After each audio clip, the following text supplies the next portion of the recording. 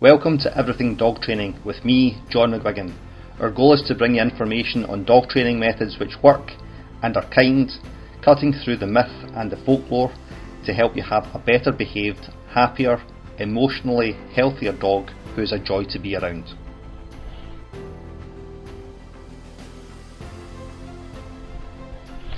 Our guest on the show today is Aileen Stevenson, a dog trainer and behaviour consultant and who is the founder of the Perfect Puppy Company in Glasgow. Aileen specialises in family dog training and in particular providing training and advice to prepare families with dogs for life with children. Aileen is a certified training partner of the Karen Pryor Academy, a full member of the Institute of Modern Dog Trainers and Scotland's first and currently only Family Paws licensed trainer. Aileen lives in Glasgow. Alright, so hi Aileen, thanks for taking the time out of your busy day to spend some time with us talking about Family Paws. Thanks very much, you're welcome. Alright, so this is take two. We started recording this and I forgot to press the record button, but thankfully we're only a minute into it. Okay, so Family Paws is an organisation, a kind of training school, and I believe you're the only one in Scotland, is that right? Yep, that's right. And you probably need to go further down in England to get the next one that's north. Yeah, I think there's somebody in the north of England and then a few further down south, but there's not many of us in the UK at all. Okay, so what is it? What is Family Paws? So Family Paws is an organisation that provides training to professional dog trainers specifically to help them work with and support new and expectant families. So really it's to help give dog trainers the skills they need to kind of enable and build success between babies and toddlers and family dogs. That's what Family Paws does. It was set up by a trainer in America called Jen Shyok, who worked with, I think it was a German Shepherd rescue, a rescue of some description anyway, and she came across more and more families who were considering, with young children or new babies, who were struggling with their dogs and were considering rehoming their dogs and surrendering their dogs to the rescue that she worked with. So she saw that there was a kind of lack of knowledge or a disconnect there. So she set up Family Paws to try and provide trainers with the skills to be able to help new families keep their dogs in the home. Yeah, because a new baby is one of the top 3 reasons that dogs are surrendered for rehoming. Yeah. So if families have got the skills, it enables more dogs to stay in their home, basically, safely in their home. Perfect, right. I'm just going to tuck Logan in, hang on. I did. So it's every time, it's like a cue for him to want tucked in is when I go into a Zoom call. Okay, all right. So it's there to assist families and then to try and keep dogs in their houses, which is what their own homes, which is what we're looking for. We're all looking for that. Yeah, I mean, I think it's often a new baby's a time of huge change for humans, obviously. But it's also a time of huge change for the dogs. And unfortunately, I think lots of people often we do a lot of work preparing ourselves. You know, we read books and we join antenatal classes and we join Mumsnet and all these things, but we don't often give an awful lot of thought to the changes that are going to happen for the dog. And then the dog struggles with those changes. And then you've got a bit of a perfect storm of a dog that's struggling, new parents, you know, lack of sleep, no time, and people give up, you know. Understandably, that's not a criticism, but, you know, people then are struggling with their dogs and can't cope with it. So the kind of aim of Family Paws is ideally before there's a problem, before the baby arrives, is to begin to work with families, help them consider what might change for the dog, how well the dog might cope with that, and what we need to do to make the process just easier for the dog. Because if it's easier for the dog, it's going to be easier for the humans. Yeah. And you know yourself, I mean, so how old are your kids? So I've got 2 girls who are 15 and 14 next week. Okay, and mine are 18 and 20, but I do remember that it's a life-changing event when you have your first child, and then it's another life-changing event when you have your second one, or third or fourth. Yeah, I mean, it's the after, you know, when you've just had a baby, especially your first baby, you know, your world's turned upside down. You're, and especially in the first few weeks, you know, you're getting to grips with it. You're learning how to be a parent, which is, you know, a big job in itself, you know, and especially for the, you know, for the mum, you're hormonal, you know, you're very emotional. You've got this huge weight of responsibility that I think most new parents feel really keenly. You're so desperate to do everything right. You're quite vulnerable, emotionally vulnerable and physically vulnerable often as well, depending on how things have gone for you. So that's hard enough in and of itself, but adding problems with your dog into that, you know, it can just be what tips people over the edge, you know, and it's, you know, as I say, it's a stressful enough time without dealing with behaviour from your dog. So a bit of forethought and a bit of help from somebody can really, you know. And if we think of that, it's a huge change in our life. So the dog it's going to be a massive, it can be a complete upheaval for the dog as well. You know, so the dog just, our dogs then have to adapt to that, but they don't really know what's going on. They've had no real advanced warning of it. It's just that, you know, I mean, there's changes in, they'll be able to detect changes in mum because of changes in scent hormones and stuff like this, but this new wee thing arrives and the dog gets blanked.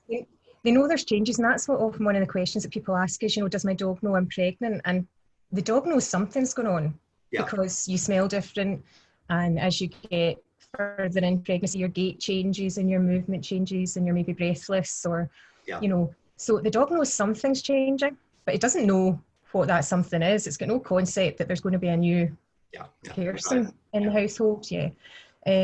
So, and then when that new baby arrives, you know, so much changes for the dog that people, you know, I think it's easy to kind of not think about in advance, you know. The attention they get for lots and lots of dogs, especially if it's a first baby, they've been the, I mean, I hate this term, but the fur baby, you know, they've got all the attention from, you know, their owners, their humans. That changes overnight, the amount of time you've got to devote to your dog, the amount of exercise your dog gets, the kind of exercise your dog gets, who exercises the dog, where the dog sleeps, you know, the dog's routine might change, who's kind of primary carer for the dog, is that might change depending on, you know, what your family setup has been. So much changes, and it changes overnight in most cases. Absolutely. And then we wonder why the dog can't cope. And it starts to throw out all these kind of aberrant behaviours, and, you know, it's frustrated or it's stressed or it's anxious, you know, and in some cases, I mean, some take it in their stride, absolutely, neither up nor down, but leaving it to chance is, you know, I think a little bit of preparation, a little bit of forethought can really make a big difference. So we'll circle back around to kind of stuff that we can do with the dog towards the end of our chat. What are the common issues that you see or that you're called in to deal with? So I think the people that call me in fall into two camps, and within those camps there's different kind of categories. So there's the proactive people that call you in advance, and some of those people aren't anticipating any issues. They just want to kind of tick all the boxes and make sure that they've covered everything off, and, you know, that they're not concerned about their dog. They just want to make sure they're kind of doing everything right. Then you get the people that call you in advance because they are anticipating a problem. They maybe know they've got a dog that's maybe not got a great history around children already, or is just a nervous, anxious, worried dog. It doesn't take to change very easily. So that's the kind of proactive people. And then you get the reactive people who call you after the event when they're having issues. And those issues can be, so I would say they probably fall into three categories. You've got the dogs that are maybe anxious or worried by the baby. You've got the dogs that are super interested in the baby and really stimulated by the baby. And then you've got the dogs that they might not be that interested in the baby one way or the other, but there are problems or things that the dog does that maybe weren't an issue before. but you add a baby into the mix and suddenly it's a big issue. And they can be really simple. They can be things like pulling on the lead, because it might be something that is not great, but you can live with it when it's just you, two adults or an adult, you know. But trying to have a dog pulling on the lead when you're pushing a pram, or maybe wearing a baby in a sling, you know, you don't want the risk of getting pulled off your feet. It's dangerous. Yeah, It's dangerous for everybody at that point. Yeah, absolutely. So the problems are like barking, another one. You know, the dog that kicks off at the window when somebody goes by, that's something you probably, you know, didn't really bother about too much before. But if you've just put your baby down to sleep, that becomes a problem. So I'd say those are the three main categories: the kind of fearful, anxious, worried dog, the super interested, really stimulated dog, and then the dogs that it's not the baby itself that's causing the dog an issue, it's the fact that the dog has got other behaviours that are suddenly kind of reframed because there's suddenly a baby in the picture. So like jumping up, moving fast, barreling through doors. Well, jumping up, so that's a really common one, because it's like you don't mind when it's you're an adult, but holding an infant, suddenly that's not so great. Especially as a big dog. The other one that's really common actually as well is an inability to settle on their own. Okay. So that's one of the first questions I'll always ask somebody, and quite often they'll come back and they'll say, oh no, they're fine when, you know, we can leave them, no problem. But what they mean is they can leave them when there's nobody in the house, but having the dog in one room and people in another room doing stuff, is a problem. That's really common, and that's something that a dog in a house with a young baby or a toddler, they need to be able to settle somewhere else, because there's going to be times it's just not appropriate to have them in the room unless they are, you know, they've got an amazing downstay and can just lie in their bed and not, you know. But for lots of dogs, if you're doing tummy time on the floor with the baby, or changing the baby's nappy on the floor, or sitting feeding the baby even, you know, is it appropriate to have a free roaming dog in that room? Probably not. Well, possibly not, depending on the dog. And I remember when I didn't know Family Paws was available, and how long has it been on the go? I think it's about the early 2000s. I think it was about 2002 it started, Jen set it up. So because before, like, I met you and you got all my anytime I'll get an inquiry that comes in for family stuff, then it comes straight to you, because that's your bag, you know, and you're better with people with children than I am, so your attitude's a little bit better than mine. But you're trained for it, and you're more patient, so you've got that knowledge there. And then us trying to get the best available training for owners, so there would be no reason why I don't give it to you. But before we started working together, I don't know whether I'd read an article or something else, or I just looked at my own knowledge and then said, how do you put it together? And what I started doing when I was getting people while they were in pregnancy was start to train a dog to be left on their own, but it was really clear cues. So I said to them, buy like a big old clock, you know, or something like this, and you bring that clock out, and when you put the clock down, you give the dog enrichment toys, which we'll come to, or something to do, and that's a cue that your attention's not going to be available. You know, and then you remove that and then make a fuss of the dog again, and we just train this so the dog starts going, oh, I understand, you know, this is time where mum or dad aren't available to me. I think it's the one skill that lots of dogs don't have. Is being able to settle while there's other stuff going on in the house. You know, there's a lot of kind of, well, they're social animals. They want to be, you know, with us, and there's kind of whole FOMO thing, you know, they don't want to miss out on anything. But you know, there are times where it's just not appropriate and it's just not safe. But I think that's something that, understandably, you know, it takes time for a dog to get used to that. So trying to do that when you're in the midst of, you know, you want to be starting working on that when you find out you're pregnant. Not when you bring your baby home. That's the wrong time. And if you are listening to this and you are expecting a baby and it's your first baby, you'll take your maternity or your paternity leave, and it'll be 2 o'clock in the afternoon. You've been up since 6 o'clock, and you'll all still be in your pajamas.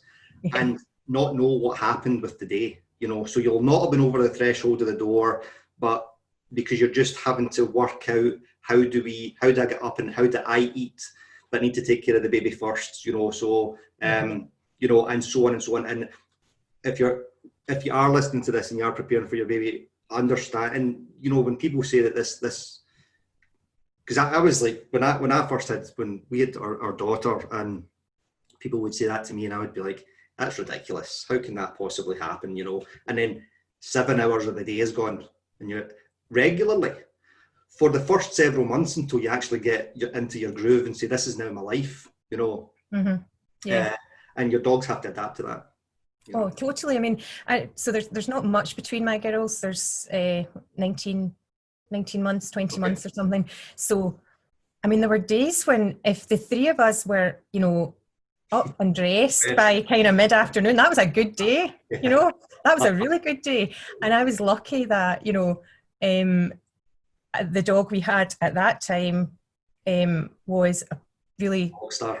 Yeah, I mean, he was dead chilled. He was, you know, you could let him out to the garden, you know, to go to the toilet and bring him back in, and he wouldn't create and he wouldn't. So, you know, we were really lucky, because that could have gone, I mean, that could have been a disaster. It could have been a nightmare with two such young children. And the other thing with that is it's interesting, because just because our dogs appear to be dealing with it, they might actually just be settling down into, oh, this is rubbish, and I'll just settle down, you know. So although that we don't see that, and they can't tell us, so we see this kind of no behaviour dog where the dog just settles and relaxes, but they actually might be scunnered. That's a Scottish word if you're listening to this. So it means fed up. Okay, right. So what can parents do to prepare for the arrival of the new puppy? Existing parents. No. So we'll go with existing parents first. So we've got parents with toddlers, and they're getting a new puppy. Okay, so I think if the baby's in situ first, or the toddler is in situ first, and the puppy's coming in, I think it's like most things. There's a combination of really strong control and management.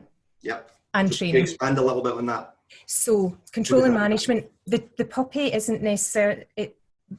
We're not necessarily teaching the puppy anything, but what we're doing is managing the environment to, in this case, keep everyone safe. So that would be things like, if you've got a young toddler in the house, you probably already have baby gates in place. But even if it's an older child, like 3, 4, 5, I would really advocate putting some baby gates back in place so that you can create some separation. So in fact, I was talking to... I took a call from a client last night about this exact thing, sort of slightly older children, 5-ish, and a new puppy. And the key to keeping kids and dogs safe and having appropriate interactions. So they've both got to learn. Puppy's got to learn how to be around the kids, and the kids have got to learn how to be around the pup. It's about supervision. You know, it's supervision. But you can't do that. You can't do that all the time. It's just not possible, because you need to, you know, make a phone call or make the dinner. Or you know, have a life, you know, on your phone, you know. So I would say put in separation in place, safe spaces for both the kids and the dog so that they're separated. So baby gates in place, something like that, a pen for the puppy. I would be, if it's a young toddler, it would be full adult active supervision at all times. So, and that doesn't mean just being in the same room. That means actively supervising. So, you know, being down on the floor between the dog and the puppy, between the child and the puppy. So there's an adult to kind of manage things, especially if it's a toddler or a kind of sitting up baby. Developmentally, they're grabby. At the grabby stage, and especially if you've got, you know, a Labradoodle or a Cockapoo or one of, you know, a dog with a fluffy coat, that's just asking to be grabbed. And you know, you want to be avoiding the possibility that child is inadvertently going to hurt the puppy. So full act, and you've got a puppy that's probably quite nippy and bitey and mouthy, which is, well, it's not fine for an adult, but we can deal with it, but a child can't. So full adult supervision, active supervision. If you can't supervise, you separate. Now that doesn't mean you need to exclude. It can just be a baby gate, so you can have one. There can still be visual contact, and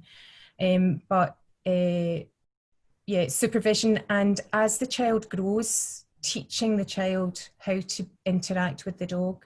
That, you know, the dog's in their crate, they don't get touched. If the dog's on their bed, they don't get touched. How to appropriately pet a dog. Yeah. You know, so one of the things, even with a very, very young child, what you can do is, you know, you don't want to leave them free rein to pat that dog because you're going to get that grabbiness. So you can kind of place your hand over their little hand and kind of grasp, you know, clasp their fingers, and, you know, you're in charge, but they're touching the dog. So I think it's teaching the child from the get-go how to be around dogs and what's respectful and what's appropriate. Yeah. And when the dog's had enough, but that involves the adults understanding that. Yeah. And that's a big gap, I think, in a lot of dog owners. I would agree. Knowledge. Yeah. I think you only need to go into Google and Google dogs and babies, dogs and kids, and look at the videos that come up. So I shared one on my page a couple of weeks ago, I think, of a little girl, wee toddler, bouncing on the back of a big kind of pitty type mix. Dog's super tolerant, but not loving it. But all the comments, I mean, hundreds of comments under the original video of how cute, what a good big brother, you know. And if you know what you're looking for, you're watching that video going, oh my God, that's scary.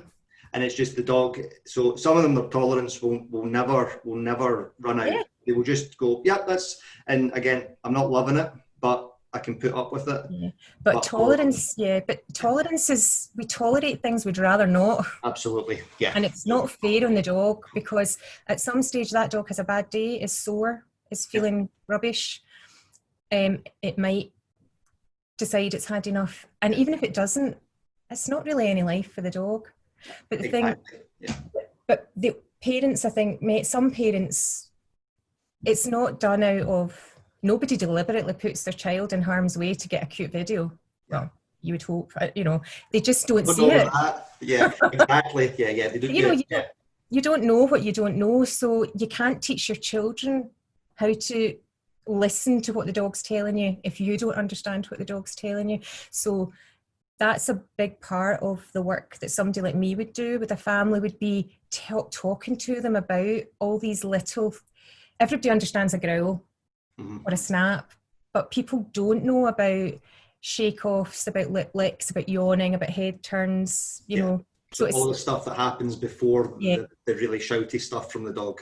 So especially with bites to children, you get, it came out of the blue, there was no warning. But actually, I would say the vast majority of the time there's been warning, but nobody's heard it because they don't know. I remember years ago listening to Ian Dunbar, who was one of the first people that I learned from, and he used to do a podcast. I don't know if he still does, but he used to do these kind of like silly wee sketches and stuff like this.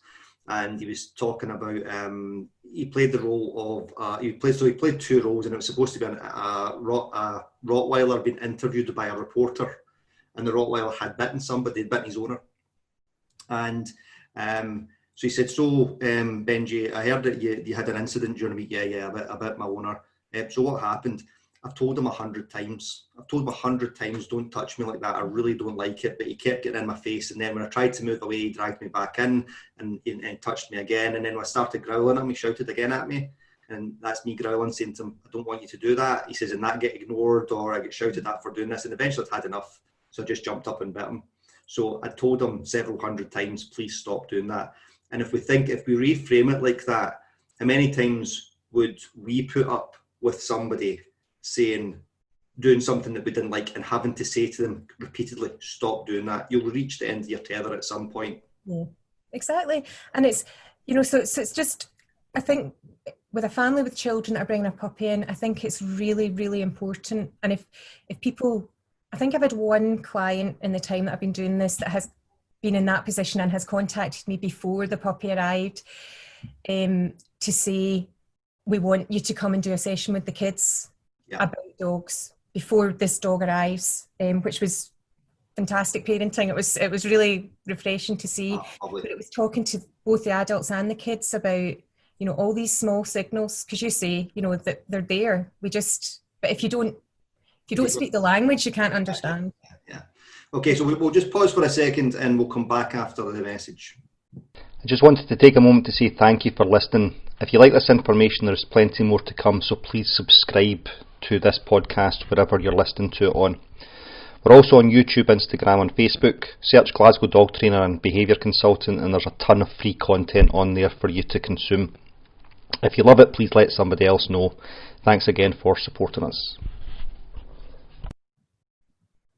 Okay, welcome back. And if you've just jumped into this, we're with Aileen, who's a Family Paws trainer, and Family Paws is an organisation which educates trainers to help new families, either with a new puppy, families with a puppy, or existing families with a new baby, existing families with a dog with a new baby. Okay, all right. So what can new parents do to prepare their dog for the baby arriving? Okay, so the first thing is start as soon as you know you're pregnant. Start thinking about this. It's really important, isn't it? Yeah, that's because if you are trying to change, depends what your issues are, but if you're changing behaviour, it's not going to happen overnight. In most cases, it takes a bit of time.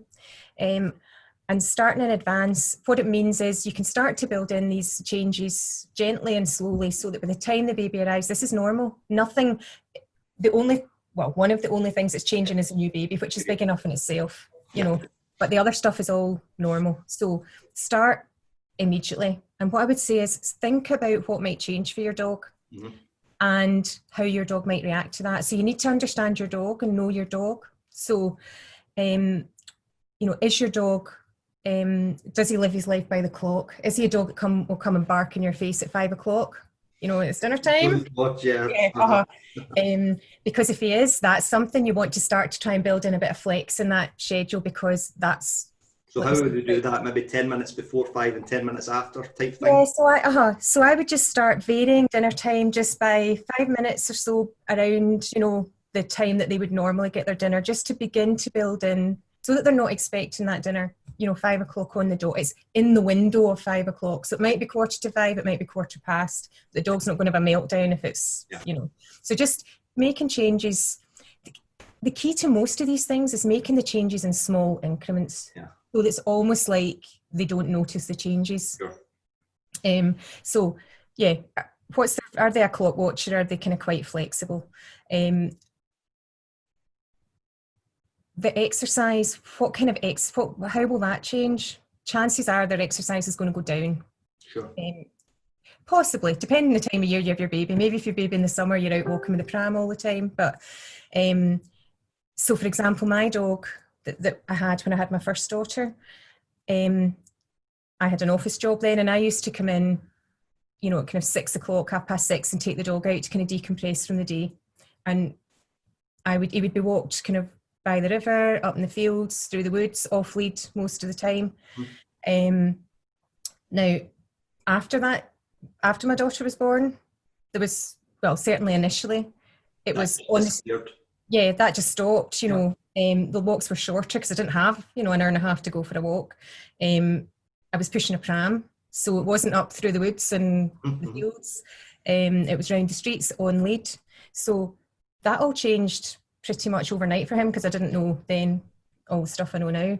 So start to maybe decrease the exercise a little bit, and you don't need to start that so far in advance, but certainly in the kind of weeks running up to, you know, the birth of your baby, start to decrease that exercise a little bit. Maybe mix up, you know, some on lead, some off lead. Just begin to introduce the changes. It might be that the person that walks the dog is going to change. Sure. Maybe instead, if it's always been one, you know, partner, that maybe that's not going to work and it's going to be the other. So getting the dog used to changes like that. A big one is where the dog sleeps. Okay. A lot of the time the dog's maybe up in the bedroom or on the bed, which is totally fine if it's just adults in the room. But add in a sleep, you know, a newborn, an infant who's maybe in a crib beside your bed or co-sleeping, and that's not safe. You know, that's just... if you're sleeping, you can't supervise. So, and even if it's the coolest dog in the world, the dog can roll over, scratch the wee one, roll over on top, and you'll get crushing injuries. And this isn't to alarm anybody that's listening to this, but just to prepare yourself. Yeah, I mean, it's not.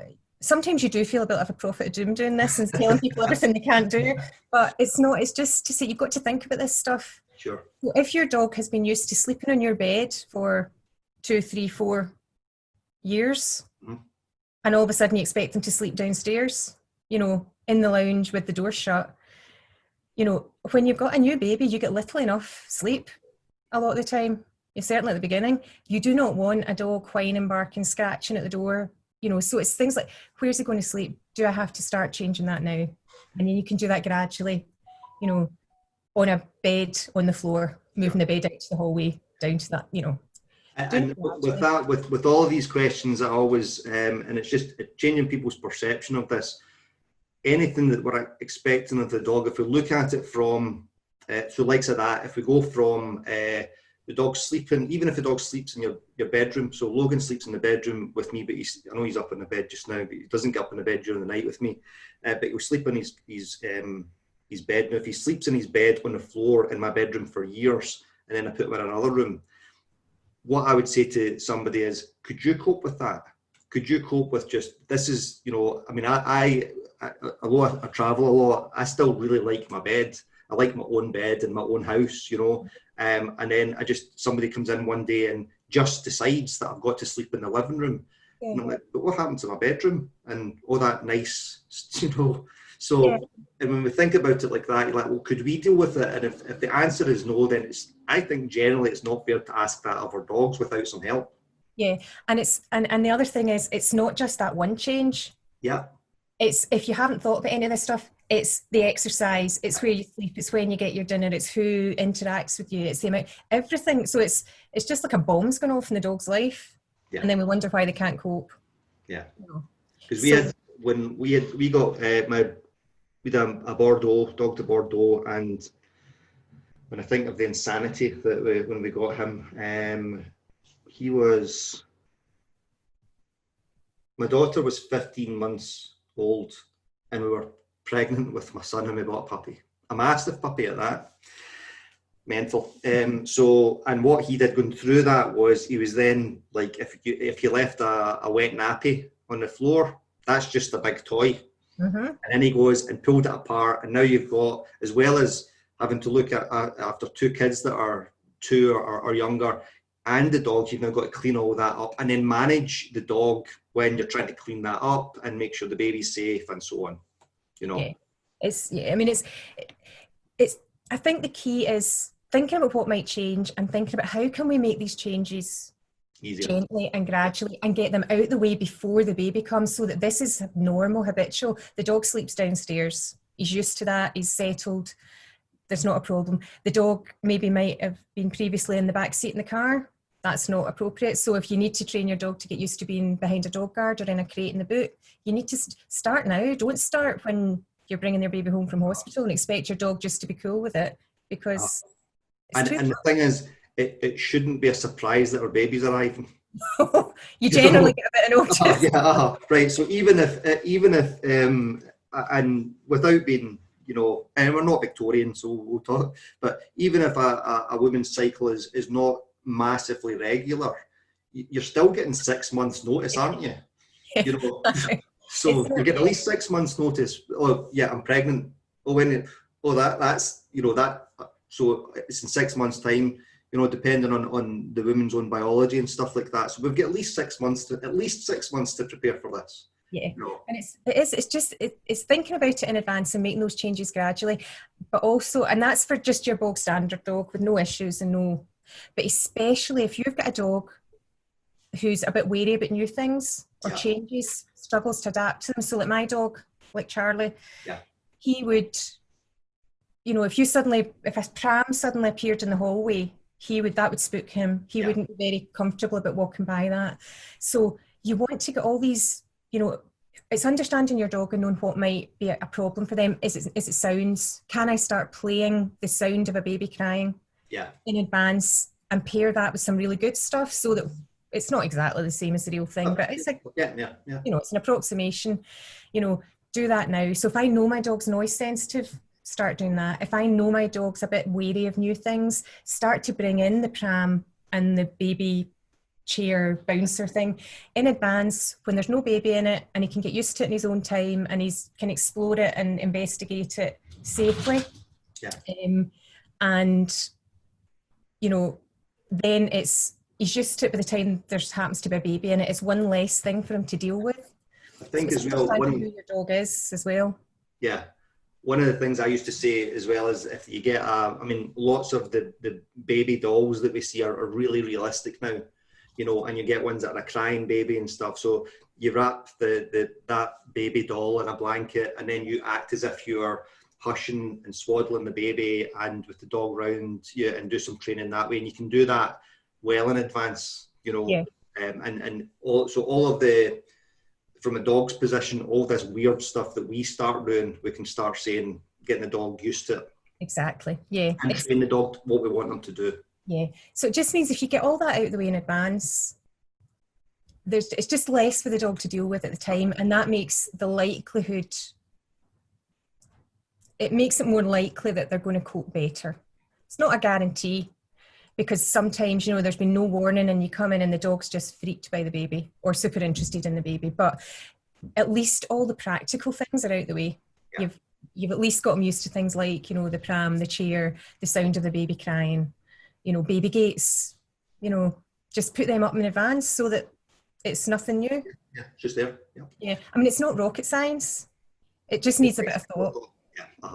Yeah. Cool. Excellent. Thanks for that. That's really, really good. Okay.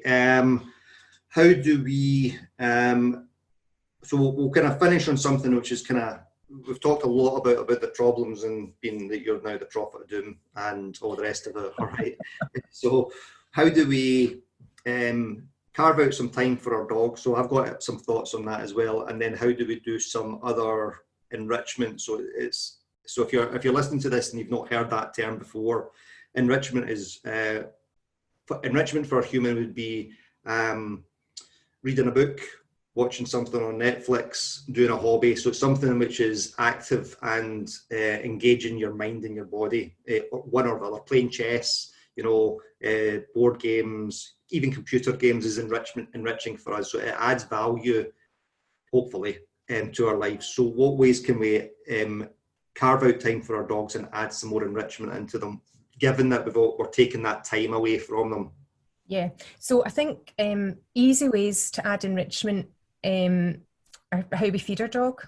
It's the kind of most obvious one. So feeding them in ways that are going to be more interesting and fun for them. And also these are, you get a kind of, it's win-win, because they also, a lot of them use up mental energy. So if they're not getting as much physical exercise, at least they're getting that mental stimulation, which is, you know, can kind of replace some of that physical exercise, and it keeps the dog occupied for longer. So you get a bit more time. So things like feeding out of Kongs, feeding out of puzzle feeders. If you've got a garden, just scatter feeding in the garden if you can. Just take especially if you feed your dog something like kibble, take their kibble and just scatter it all over the grass and let them go and scent it for it and find it. And chews, bones, anything that involves licking, chewing, scenting, searching. They're all things that the dogs, it's natural behaviour for the dog. So you're giving them an outlet for all this natural behaviour, and it's mental stimulation. So it's going to be mentally tiring and enriching for them. Lots of those are low arousal exercises as well. So it's not throwing a ball up and down your garden and a dog now comes in wired to the moon. Yeah. So exactly. Thoughtful stuff, and if you've seen some stuff on, a lot of the time when we're looking at enrichment, lots of people will suggest things like, so you have toilet roll tubes and put some food in them and fold them up and stick them in a cereal box. Now, they're fine if you've got time to then clean up the carnage that ensues. When you get a baby. So there's pieces of cardboard and newspaper all over your living room, and you're like, that's just something else for me to do. Yeah. So the enriching toys are like the Kong company makes some really cool ones. Yeah. Puzzle Nina Ottison as well. So I'll try and put some of these in the description, the links for these. So it's having, again, that forethought of, can I do this in a way that's not creating more work for myself? Yeah. So I mean, things like, you know, Kongs, have sex. I'm not, get somebody, if it's people come round when you've got a baby and they always ask, okay, what can I do to help? Go and stuff my Kongs for me Yeah. and put them in the freezer. And then you've got them to hand if you can't get out for a walk and it's all going wrong that day, you've got something to hand, have some enrichment toys. But as you say, it doesn't need to be anything fancy. It can just be literally scattering the food on the floor or in the back garden. I think as well, if the baby is sleeping or you've got a bit of downtime, just giving the dog some loving and petting and cuddles. Just, that tactile stuff, because that's probably what they're missing out on a bit. So you see this as well. You get a lot of, and couples or families this will make you laugh, but you get lots of, because women tend to be more mature than guys anyway, for a broad variety of reasons, okay? But that's something that I heard when I was a young dad, and I would listen to some of my pals, and it was like I don't get any time with the missus anymore, so they're missing that kind of, not just the loving, but actually just that attention, and again, that's what's happening to your dog as well. So just, it doesn't have to be anything fancy. Just think about, how can I feed them in ways that are going to interest them? How can I, and when you do take them out on a walk, it's not, so I always say, one thing I do say to mums is, I think if you possibly can, leave the baby at home if you can, and take the dog for a walk yourself, because it's so good. It allows you to not leaving the baby alone. Well, not alone, with their dad or their gran or somebody, not alone. Yourself, there's no control. It's good for the mum's mental health, getting out there, just getting outside, because there's days where you're, ready for, killing somebody. Getting out, and it keeps that connection with your dog. It keeps that bond going. You don't need to go far. It doesn't need to be a 10-mile hike, just a bit of sniffy walk, just giving them a bit of time, one-to-one time. I was just thinking there when you were talking about when, somebody comes in and they say, what can you do? And you say, you could stuff the Kongs for me. Everybody buys you a gift when you've got everybody buys a gift for the baby. So you can, again, I know this from experience, because lots of young couples they haven't been working for 20 years and have got some capital behind them and all that kind of stuff, so they're just, and then there's the big financial outlay of the new baby. So you get your pram, your car seat, which cost hundreds of pounds. Yeah. Ridiculous. So you can then say to somebody, could you buy me a puzzle feeder for the dog?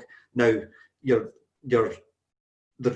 family might turn around and say, well, that's crazy, but it's going to help, because I need those for my dog. That's going to make my life easier, and I haven't got the money to spend on it, Or you ask for Amazon vouchers. Amazon's get everything, and without getting, not that we want to be giving Jeff Bezos any more money than he's already got, but we can ask for vouchers for Tesco, or for a shopping centre that has got a pets at home or something like that. So you can then go, I'm going to go and use these to buy that, and you're not having that outlay for, because dog toys they're not the cheapest, No, and even like things like good chews, like Yak Snacks, or if you buy something good, long lasting quality the dog likes, they're not cheap, but these things, if you've got some of those to hand,